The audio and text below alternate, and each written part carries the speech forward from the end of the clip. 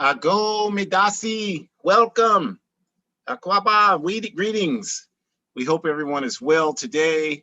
We hope you are maintaining your highest level of mental, physical, and spiritual health, of course, on this Sunday. We are so eternally thankful that you have decided to spend this 60 minutes with us. And on behalf of the All African People's Revolutionary Party, we welcome you to this very critical topic today, the legendary Mawina Kouyate and why we honor Pan-African Women's Day.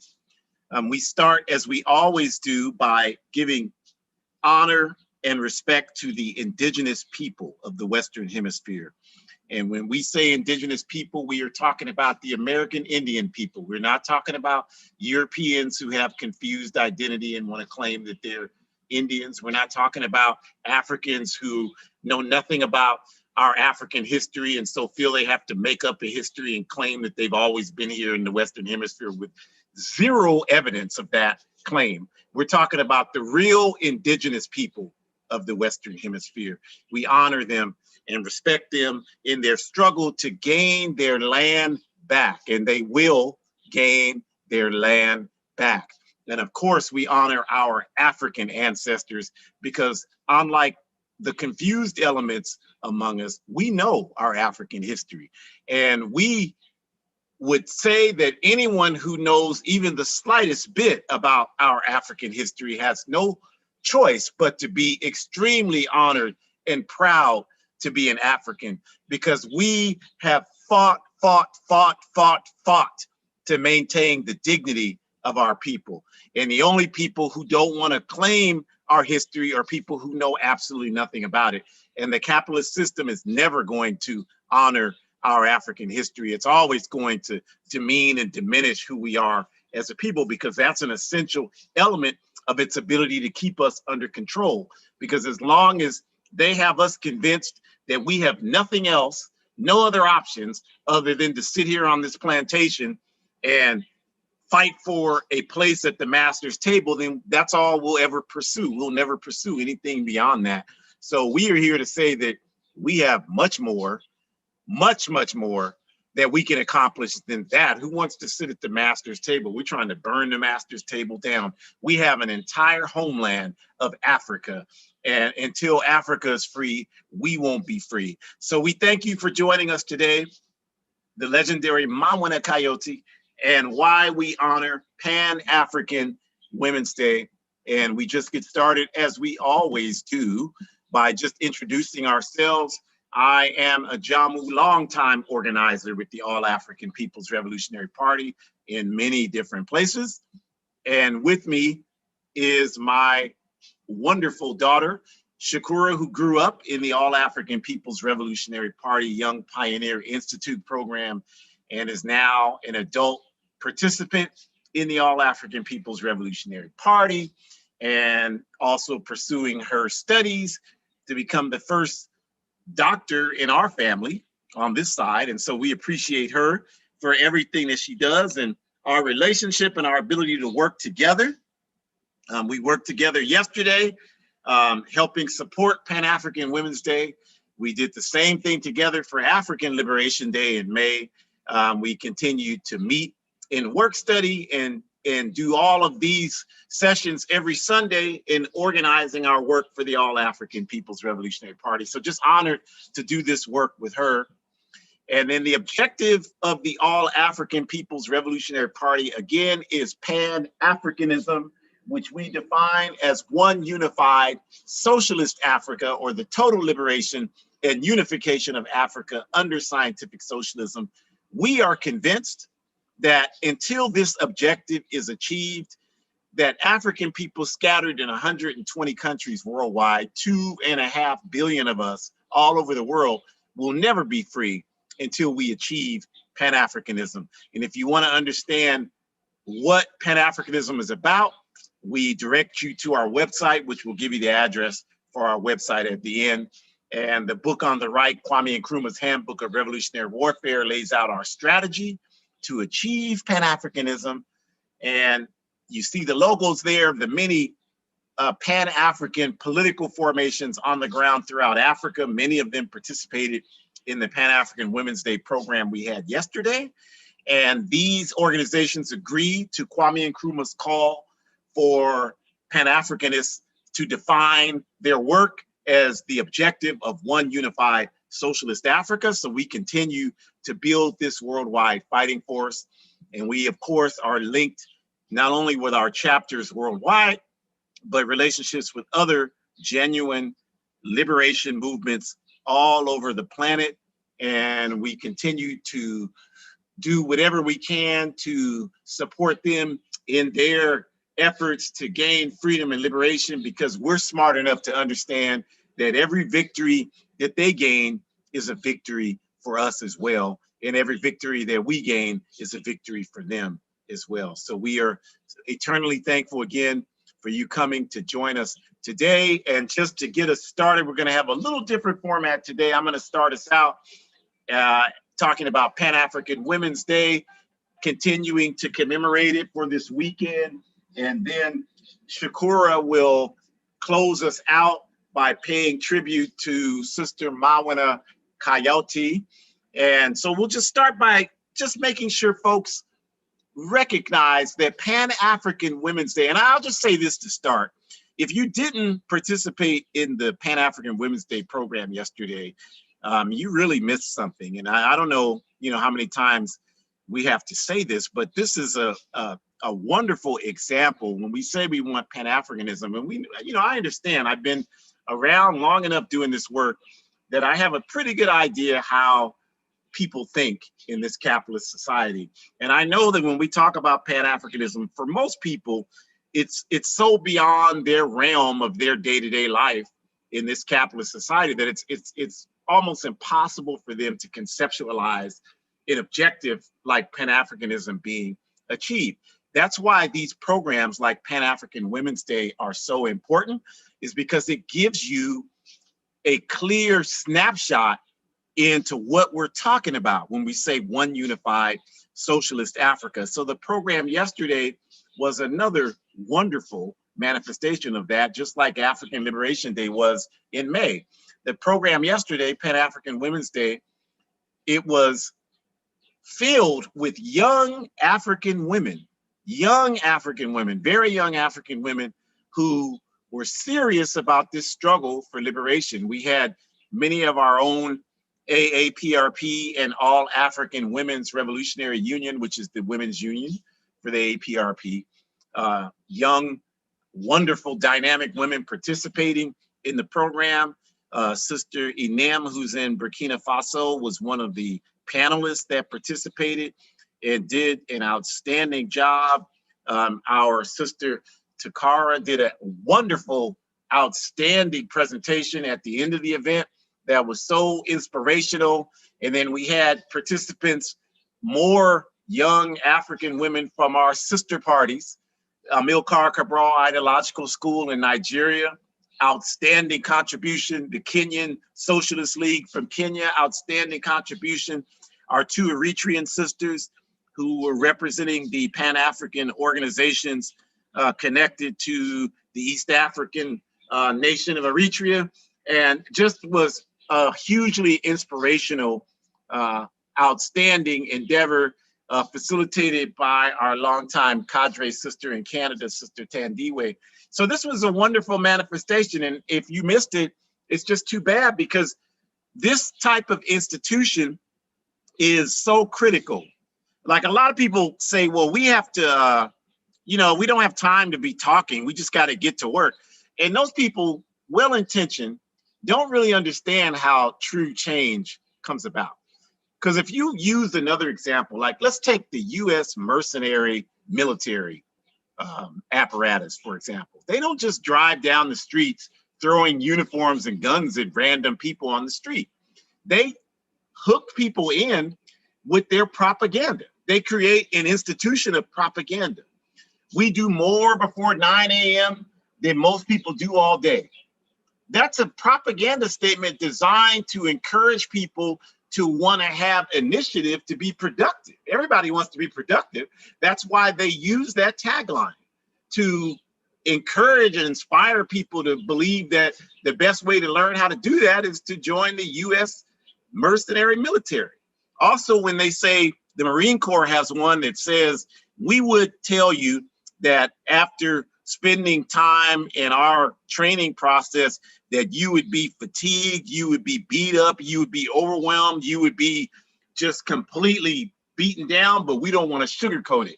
And the purpose of that propaganda is to appeal to people's desire to want to be strong, to want to be able to deal with adversity, to want to be able to overcome obstacles, and to say that if you want to learn how to do that, the U.S. military is the best institution to teach you the skills necessary to do that. So this is how they tie people in. And it's through this propaganda that they're able to get people so gung-ho to be involved in the U.S. mercenary military. Yeah, of course, they recruit people by bribing them with all the benefits, but there are a lot of the people involved in those backward institutions believe in what those institutions say they're about. Even though it's a lie, that's not really what they're about. People believe it.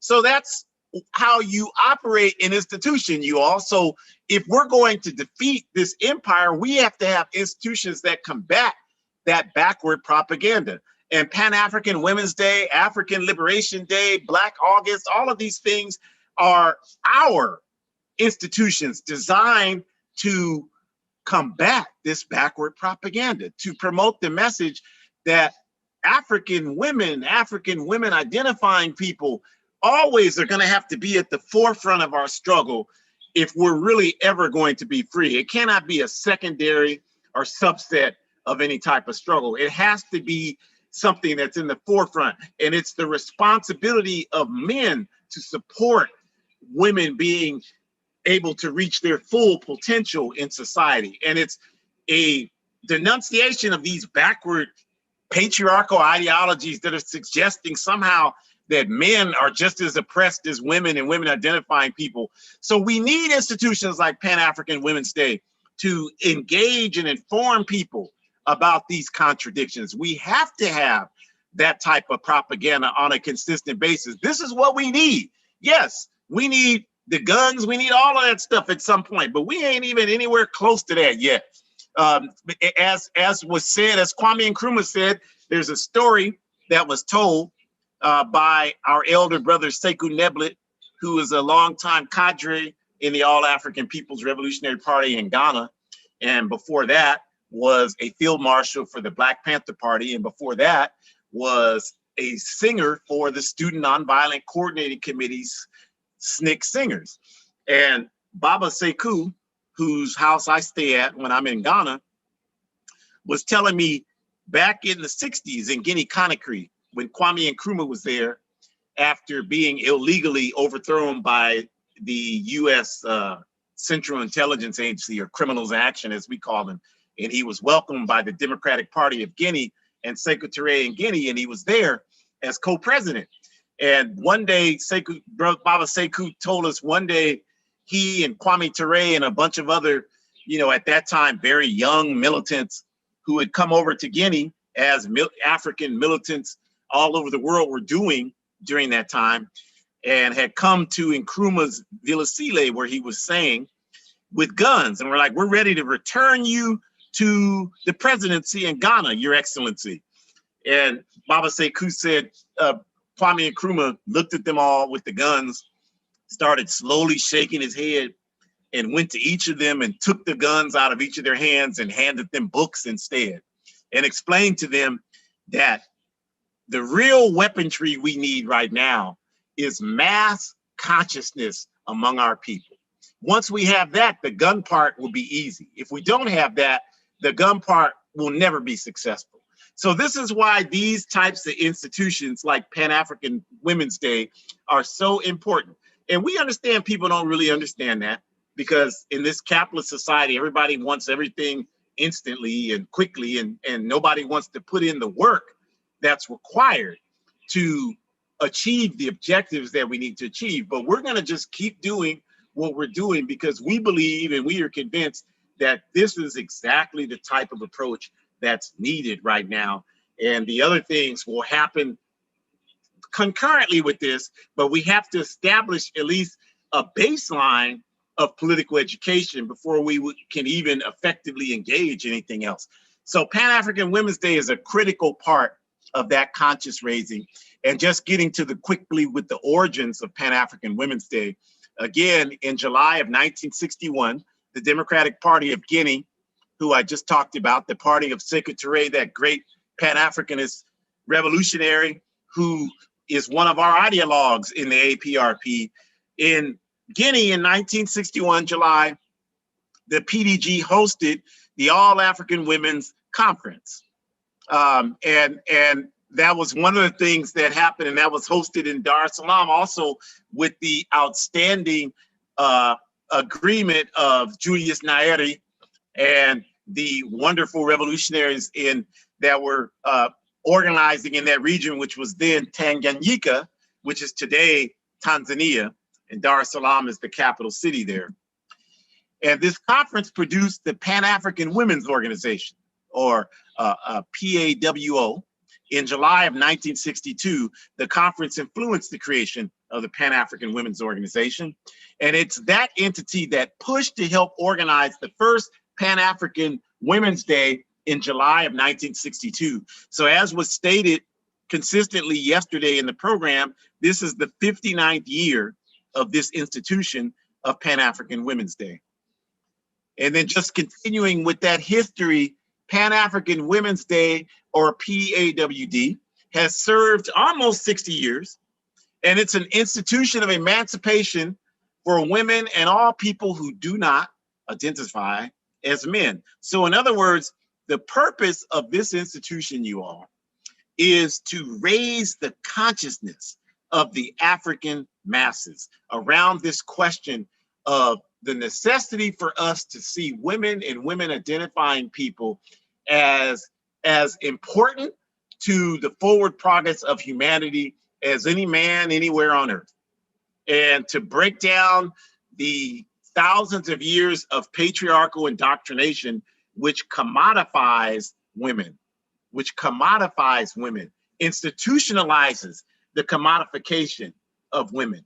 That's what patriarchy does. And I'll give you an example of that.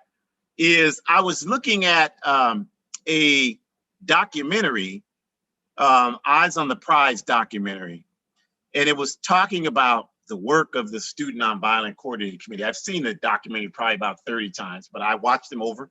I learned something new every time, and nobody should be thinking that's strange, because some of you all sit there and watch the same TV shows that ain't teaching you nothing, ain't helping you expand your mind at all. You watch the same TV shows and movies over and over. So don't act like you don't understand why somebody would want to watch something educational over and over. But I do that. And in this documentary, it was, talking about the late 60s, I think 1969, 68, 67, 68, somewhere in there. And the people talking were men, and they were talking about how the language they were using. They were saying, we have to figure out how to create power for the Black man. And that was how people talked in those days. In fact, up through the early part of my developing activism, that was a common, acceptable way that people talked. And it was even explained as, well, you have to use some sort of vowel to describe humans that you're talking about. So at that point, saying man or men was considered socially acceptable to say that.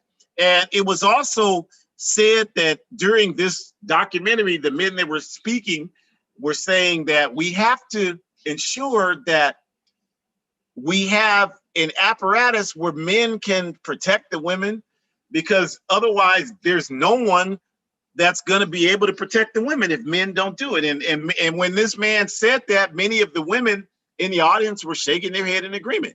Now, there's nothing wrong, of course, with us protecting each other. But the point is that period of time, just 50 short years ago, 50 years is not a long period of time. And I say that because I've been alive, even though I was a child at that time. I've been alive that whole time, and I'm still very spry and in very good spirits and health, so it can't be that long. So when that happened, that 50 some odd years ago, those values were considered the norm. They were normalized, you all. And although, like I said, there's nothing wrong with us protecting each other, what those values contributed to is the commodification of women and women identifying people, because the message in that analysis is that women and women identifying people were not capable and are not capable of having agency for themselves, of thinking for themselves, of acting for themselves, of engaging for themselves. And so what we're saying today is that we don't want to take away from, you know, whatever traditional, so-called traditional, whatever way people do things, people can decide that, but we don't have to base that on the commodification or the repression of women and women identifying people.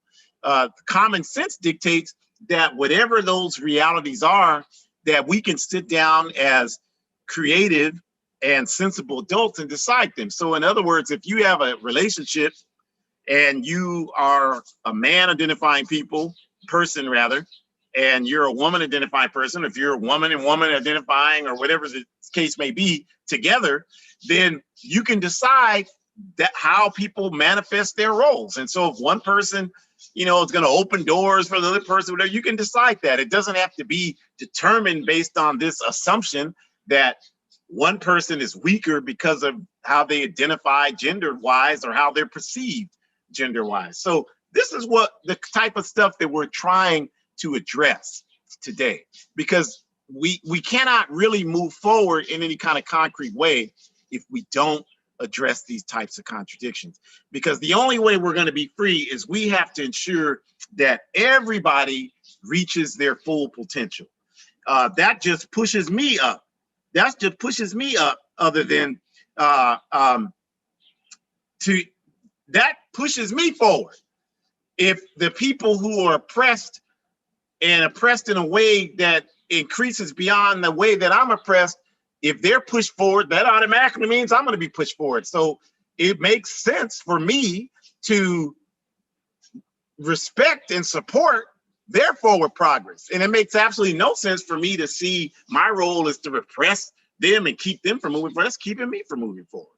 So that's what we're saying. And the All African People's Revolutionary Party honored Pan-African Women's Day, and again, as a vehicle to institutionalize these types of anti-patriarchy analyses and practices, and the full participation of women and women identifying people, all people who don't identify as men in society. That again is the only way that we can move forward collectively as a people. And then this, of course, means that Pan-African Women's Day, by definition, makes it a revolutionary institution, because what we're saying is that we want to transform the society. And that is the definition of the word revolution, an uncompromising transformation of society. And transformation, of course, means changing from one material form to another, changing from one material form to another. And this is important to understand, because there's a lot of confusion about everything in this capitalist dominated world. And people will stand in front of you and say, well, I'm a revolutionary, just because they're angry. Like that literally happens in this society. I'm mad. I don't like the white man, so I'm a revolutionary. No, that doesn't make you a revolutionary. That makes you a fool, actually. A revolutionary is someone who is organizing to completely transform the capitalist system into something better. And you can't do that individually. So that means, by definition, if you call yourself a revolutionary, you have to be engaged in revolutionary organization, because revolution can't happen with one person waving a magic wand. So there's no possible way for you to be a revolutionary and you're not involved in revolutionary organization. That is a fantasy, and that's nothing except specific performative art to do that.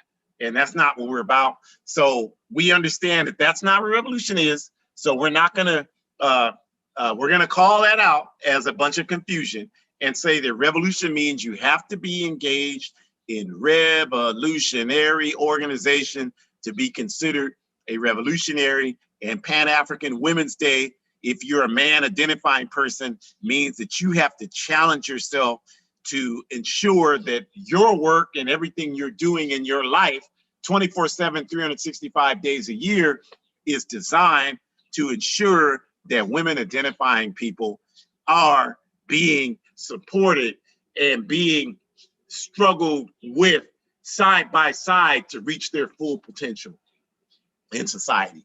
And with that, I will turn it over to Shukura. I mean, that was so much fire. I'm not even sure if I need to continue the presentation. But thank you for that, Daddy. Yeah, and I just to add on a few really cool facts that I found on the AAPRP-INTL website. Before I go into talking about this amazing comrade, I wanted to just highlight that, you know, we always talk about the importance of our alliance as a party with Cuba, and we also talk about how important celebrating African Liberation Day is. And so on the AAPRP International website, they actually have not only a whole subsection where it's about the ancestors, so you can find more information about Mama Mawina if you'd like, but they also have a tab that is strictly identified as women. And so once you click on it, then you get the history of the AAWRU, which stands for the All African Women's Union, which is a sub part of the AAPRP. And they have PowerPoint presentations where they have concised all of the achievements that the AAWRU has landed since its inception. And so I just wanted to highlight again, because we're always talking about Cuba and we're always talking about AALD, two important themes that connect the Pan-African Women's Day along with the AAWRU is alliance and organization. So they highlighted those two things over and over again yesterday. We had our solidarity speaker who was from Eritrea, and they talked about their solidarity with the Pan-African Women's Day. And for those that tuned in, I mentioned this in the chat here on Zoom, but I thought it was so cool and so dope that not all of the organizations that were speakers on the panel or speakers in general, the keynote speaker, not all of those people identified with the All African People's Revolutionary Party. Some people had very different organizations that they identified with, but they still understood the importance of Pan-African Women's Day. And not only did they understand the importance, they worked in cahoots with the party to make sure that they helped plan it so that it could be this virtual event for people to tune in across the world, not just in the US. That's why we had different time zones and we had interpreters for different people who spoke French. We had interpreters for other people who spoke non-English languages. So I thought that was really cool. And of course, one of the speakers highlighted that we need to understand that this alliance is so important. So not only were we pushing yesterday, and all of the speakers were pushing that it's important to join an organization working for justice.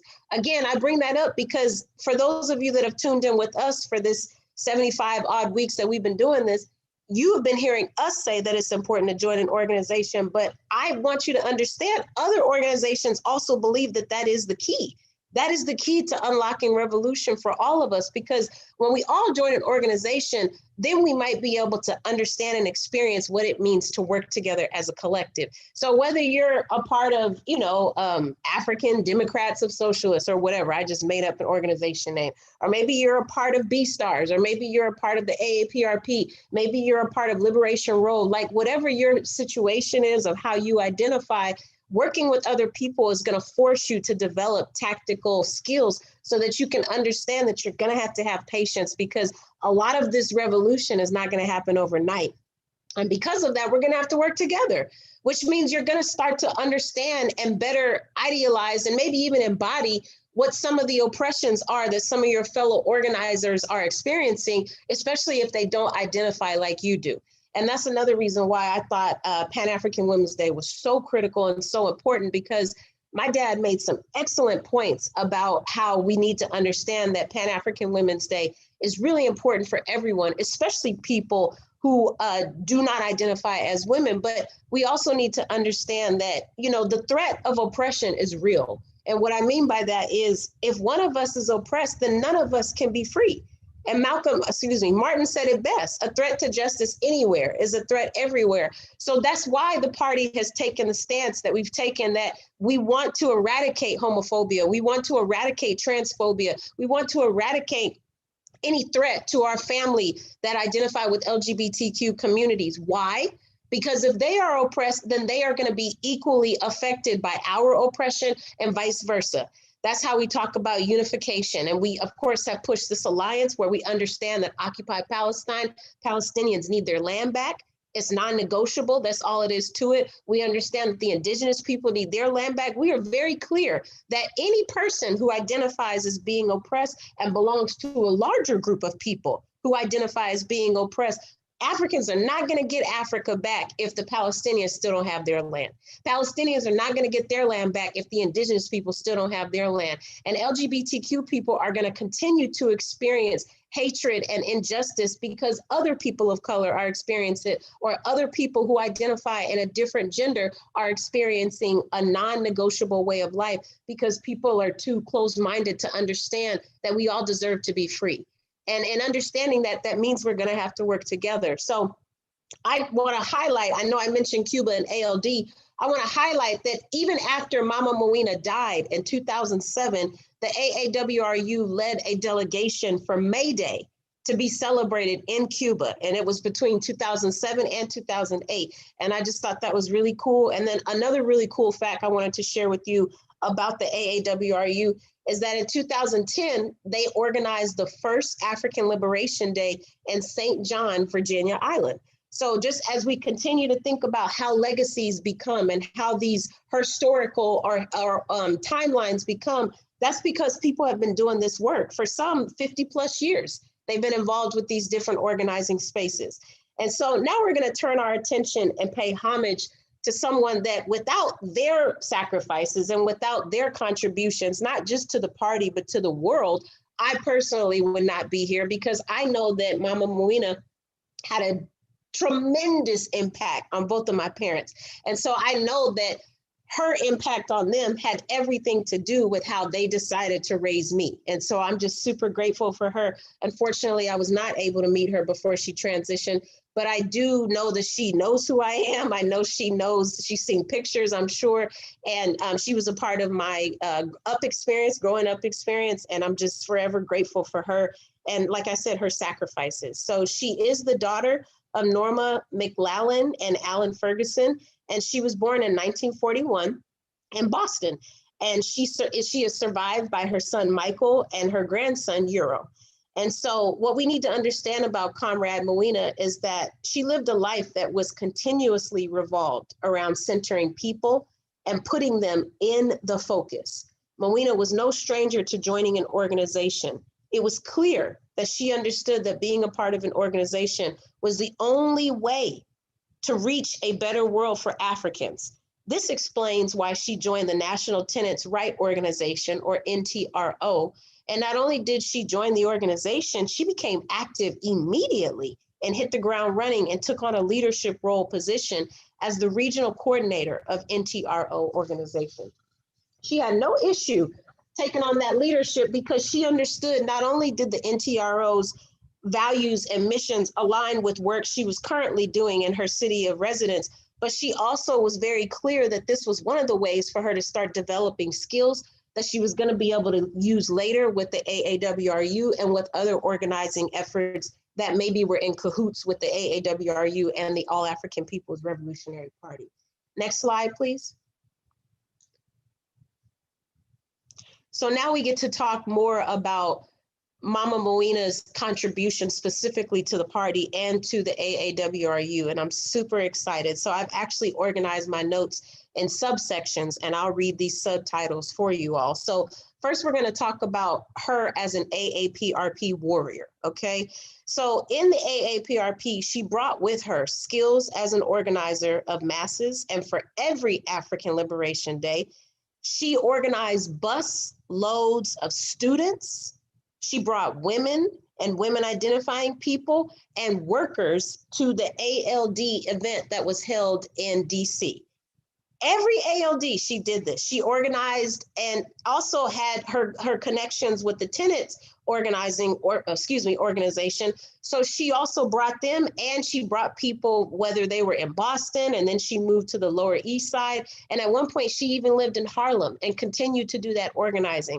So between her bringing people on buses from the tenants organization and from different cities that she lived in, she always had busload of people that came to ALD and gave them the opportunity to be exposed to African Liberation Day and the importance of African Liberation Day. Why does it exist? And helping people hear from other speakers who live in other parts of the world. Some of the Zoom participants were talking today back and forth about how it was really, I would say, detrimental, unfortunately, to hear about Speaker Inem from Burkina Faso and how they were talking about conflicts and contradictions that affect Africans on the continent, and then tying it back to her experience in the US as well, and how we understand that Africans anywhere are oppressed. And I love that it's not just centering on Africans in America, because Africans everywhere are dealing with stuff.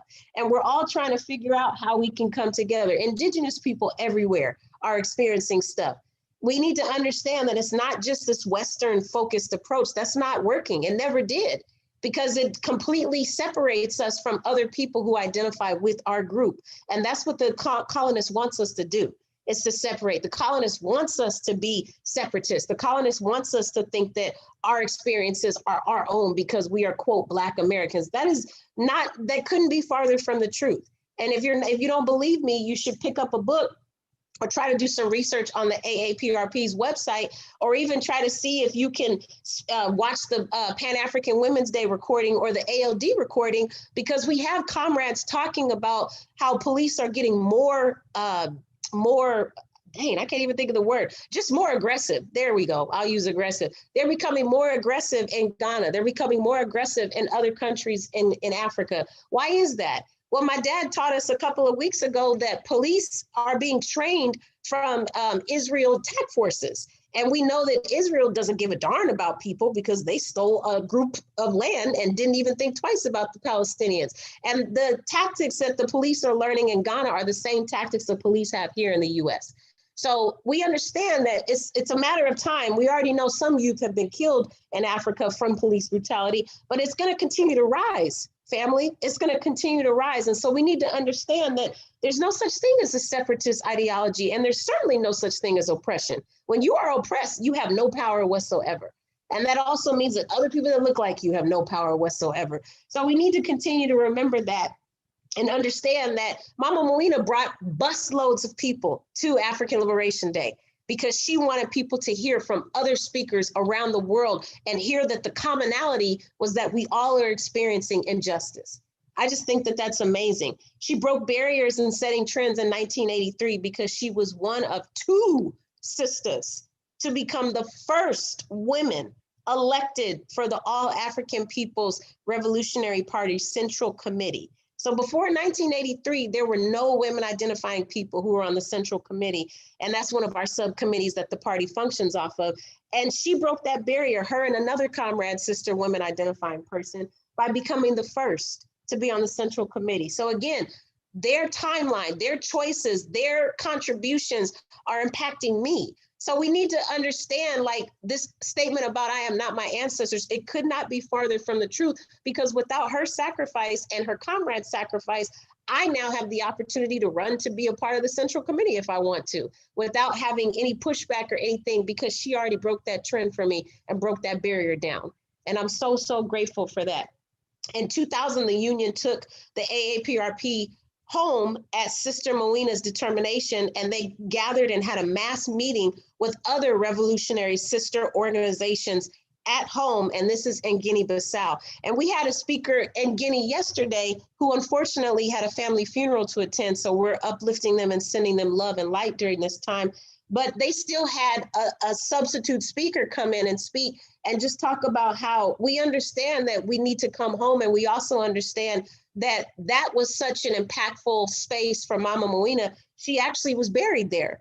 And I'll talk more about that later, but she decided to go back home, and she is buried to this day in Guinea. And so for her to have Guinea be the foundation for connecting other revolutionary sister organizations to the party, I mean, that goes without saying how impactful that could be. Because for every organization that came to this mass meeting, especially if they didn't already live in Guinea, they were able to go back to their respective country and continue to do organizing work and build those relationships that probably still exist to this day, especially because this is 21 years old. So I just think that that's amazing. And now we're going to move on to the subtitle, Uniting Community and Pan-Africanism. So Mama Mawina's revolutionary love was so broad and deep that her place of residence was known as a safe house for anyone in need, especially African women. And I couldn't find too many specifics on that, so I'm not sure if it was her safe house here in the US or her safe house in Guinea, but regardless, she opened up her space to anyone who was in a dangerous situation. And I don't know how many of us can say that we're willing to do that. So again, just her selfless act of trying to make sure that people weren't threatened and that people weren't endangered, that goes without saying of how incredible that was. After the assassination of Amadou Diallo, Mama Mawina, a true revolutionary woman, demonstrated the most conscious example of African love by creating another African organization. So she founded Women for Justice because she was tired of Africans being shot by police. And so she centered Women for Justice, she centered Women for Justice so that it could target bringing in women identifying people, and more specifically, women identifying people who may have had children. So they had a different investment in it because maybe they were worried about their children's safety. And she also made sure that she brought in other women identifying people who may unfortunately have had their partners be assassinated at their expense. So just as we continue to think about what her legacy is and what she has done, Mama Mawina opened up her house to people who were in dangerous situations. She started Women for Justice to help eradicate and reduce police brutality and assassination of people who were walking on the streets. And she made sure to have a mass gathering of sister organizations in Guinea-Bissau, which she later decided to be buried at later. And again, that mass gathering took place 21 years ago. But we know that even 2 decades and a year later, that meeting had the foundational roots, if you will, to grow this tree of why there were different organizations who collaborated and came together yesterday for Pan-African Women's Day. Next slide, please. And so we're going to continue with our subtitles. So now we're moving into alliance with other oppressed people's organizations. So Sister Mawina, 38 years as an activist and 29 years of organizing for the All African People's Revolutionary Party were critical to advancing the party's anti-Zionist, pro-African united front lines to significant heights. So Mama Mawina was a contributing factor to why the party has the line as anti-Zionist to this day. And she's actually remembered by the Palestinian community for blasting the Zionist enemy, even as her illness progressed. So unfortunately, she was diagnosed with cancer, but she continued to fight up to her last dying breath and her last day on this planet she was fighting. So even as her illness was getting worse and the cancer was taking over more of her body, in 2001, this is why the Palestinians pay homage to her. In 2001, she gave a passionate speech in Texas because she was speaking out against Zionism and speaking out against why it's not beneficial and how we need to understand occupied Palestine means the Palestinians need their land back. And she took on that position in 2001 in Texas. And for that, we continue to thank her because the party was able to build on top of her doing that because of the work she was doing. The next subtitle I'll speak about is It Finishes Where It Started. Africa is the beginning and the end. Never forget that. In December, on December 12th, the coalition will also never forget the dedication and commitment. So the December 12th coalition will never forget the dedication and commitment of Mama Mawina as a principled, tireless worker of the masses. She has led the AAPRP, AAWRU delegations, get this, to Libya and Kenya, and has been instrumental in supporting critical AAPRP work in Azania, South Africa. She has often worked 2 jobs. One of them assisted thousands of us with travel arrangements to get home. So not only were party members trying to figure out how to get home, but she was a vessel. She was a bridge to help Africans get back home. Like, how amazing is that? She was the one saying, well, you're going to need a passport and make sure you have your malaria pills, and you want to make sure you get your malaria pills as early as however early you need to get them so that it can be in your system and you can be ready. Make sure that you order your passport, 3 to 4 years in advance so that you can make sure you get it, or whatever the timeline was at that time for ordering a passport. That's what Mama Mawina was doing, was making sure that Africans had no excuse to get back home. because she knew the importance of that. And more importantly, she knew that if Africans were able to get home and get to African soil, it would change them forever. And so then once they got back to wherever they were living, they would have a different ideology look on how we think about oppression. And more importantly, why it's important for us to get back home, because that is where we belong. It would reduce us being sick. Now, no, I haven't looked at any articles that support that, but I can tell you right now, Africans have a different way of doing things than we do here in the US. They cook their food differently. They grow their chickens and their produce much differently, where it doesn't have as many chemicals and nonsense like pesticides. They don't worry about trying to preserve stuff as much, so we don't have the extra high fructose corn syrup in Africa as we do here. And my dad will tell you, he's told me he hasn't eaten chicken for like 25 years, but the last time he went back home, he had some chicken and didn't get sick. Now, when have you ever heard of a plant-based person eating some type of meat and not getting sick from it? But that happened to him. And this is somebody who hasn't introduced chicken in their diet for at least 20-something years. So my point is, we know that how food is grown there is different. And so if we're eating healthier in Africa, that's obviously going to be correlated to how we have lower high blood pressure, we have lower obesity, we probably have more families that are nursing their children with human milk instead of formula and things like that. So it's setting the children off to a different trajectory. So my point is, there's definitely a chance that you would be healthier and not die from stress if you moved home. And I'm just saying that is something that we need to consider. Now, yes, there's problems in Africa just like there are everywhere else, but I guarantee you your self-esteem would not be in danger anymore if you move back home. I guarantee you, because you would have a better understanding of who you are. And no amount of medicine, no amount of journaling, no amount of anything can help address that except you going back home and seeing for yourself that you are okay, nothing is wrong with you. And there are other people like you who understand what your culture is, because they are you. And you are them, and you all are a vessel and an extension of one another. So I talked about the December 12th coalition.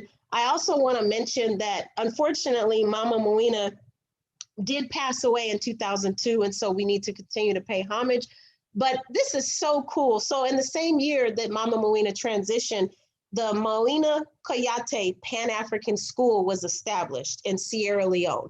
So I've already mentioned that this comrade was born in Guinea-Bissau, buried in Guinea-Bissau. We just talked about how they did work in different countries where they had impacts in Libya and Kenya, and then they were able to help Africans get back to Africa. So those of us who wanted to travel back home, she assisted with that. And now we're talking about how she has a school in Sierra Leone. So I just mentioned 3 different countries, if not more, in Africa, where her legacy is not only growing, but it is invasively being latched on to how we think about her on the continent. So it's very clear that she has had an impact on our communities. And it's also very clear that Africans understand that. Because unfortunately, we know here in the US that they pay homage to people who are bad and who kill and rape people by naming schools and parks after them. But it makes total sense that she would have a school in Sierra Leone because she's earned it. And I just think that's so cool that students can go to that school and say they went there and earned an education after her legacy and continuing with the work that she was doing. That is so dope to me. And then also in the same year, in 2002, the Young Pioneer Institute, which is an organization I am very familiar with, also known as the YPI, the YPI targets the AAPRP's children. So basically, if your parents are with the AAPRP, then by default, you are identified with the YPI organization, because that means that you're a part of the party too. So it's an extension or an appendage, if you will, of the AAPRP. So the YPI Institute that was established by the AAWRU, by the way, was relinquished to the AAPRP, which is so, so cool to me, because that means that the AAWRU, the All African Women's Revolutionary Union, gave birth to YPI because they understood that we need to have an organization. We need to have a way to take care of our children while we're having these chapter meetings and these central committee meetings. We need to have materials and books and coloring utensils and resources and activities to keep our children occupied so that they can be focused on what they're doing while we're in the other room having our meeting to help with the ideological reading and to discuss world geo things and things of that nature. And so the Young Pioneers Institute was created from AAWRU, but it was released to the AAPRP because the AAPRP needs to understand that we need to continue to organize our children. And that was one of the theme takeaways from yesterday's event as well, was that they also understood that we have to target our children. Our children are the future, along with women identifying people. We all are the future in terms of how we think about organizing and teaching our children the importance of organizing. So when we think about this, I want to make sure that the next time you're doing a libation or the next time you want to pay homage to the ancestors, think about Mama Mawina and think about their legacy in terms of how the party is stronger because of them. Remember the mass meeting that she organized in Guinea-Bissau. Remember that she opened her house up to people. Remember that she started the Women for Justice organization, and she was a member, regional director of the NTORO organization I mentioned. So just think about all these things that she did as she continued to elaborate and make sure that the AAPRP was stronger and better than we are today. And we are so grateful for her. And make sure you pour a revolutionary libation for her, because she has definitely earned it, and then some, as we continue to honor and think about Africa's mighty daughter and Pan-African freedom fighter, Mama Mawina Kouyate. Thank you so much. And thank you, Comrade Mama Mawina, for all that you have done for me as a cis woman to benefit off of your legacy. I am so grateful, and I am your ancestor, because without you, I physically would not be here, but I ideologically would also not be here. And I thank you for that. Thank you very much, very much, very much, Shukura, for laying out who Comrade Auntie Mawina was and what her contributions. I just had a couple of just very quick things to add that are essential to her legacy. One is that Comrade Mawina served as the All African People's Revolutionary Party and All African Women's Revolutionary Union's representative to the planning committee of the original Million Man March in Washington, D.C. on October 16th, 1995. And if you know the history of that event, there were 2 million Africans on the mall on that day. And there was a planning committee that planned the event. And that committee consisted of people like Minister Louis Farrakhan, Nation of Islam, Maulana Karenga, Dr. Maulana Karenga from the US organization, Dr. Conrad Worrell, and the AAPRP. And the AAPRP was asked to send a representative, and the organization voted to send Sister Mawina because we wanted to struggle with the organizers of the march to recognize that African people, not just African men, are under attack. Now, this is 26 years ago, so that's overwhelmingly significant. And I know a lot of folks, you know, especially folks that ain't involved in organization, you know, your way of seeing things is from this individualistic perspective. So, you know, a lot of people will take positions like, well, that's the Nation of Islam, I don't deal with them. And, you know, people say that kind of stuff to me all the time. And I know the minute they say it that they're not involved in any active struggle for liberation, because people that are never say ridiculous things like that. You know, there are 2 million Africans on that day in DC. And then in October 15th, 2015, there were another 2 million there on that day. So the people saying, well, I don't deal with that, I don't deal with those people that put that together. You can't even get 5 people to come to a cookout in your backyard. And we got 2 million people on 2 separate occasions that Farrakhan was able to get to DC. I'm going to DC so I can talk to my people. And I worked with both Million Man marches, as did a number of All African People's Revolutionary Party comrades. And we were able to talk to thousands of our people. And when Minister Farrakhan gave the address at the 1995 event, he said, join some organization working for our people. So if you're paying even the slightest bit of attention, you know that that's the line of the All African People's Revolutionary Party. That was our contribution to the platform of the Million Man March. See, y'all don't get it. That's why we involve ourselves in these events, because we were able to talk to millions of Africans with that message of join an organization.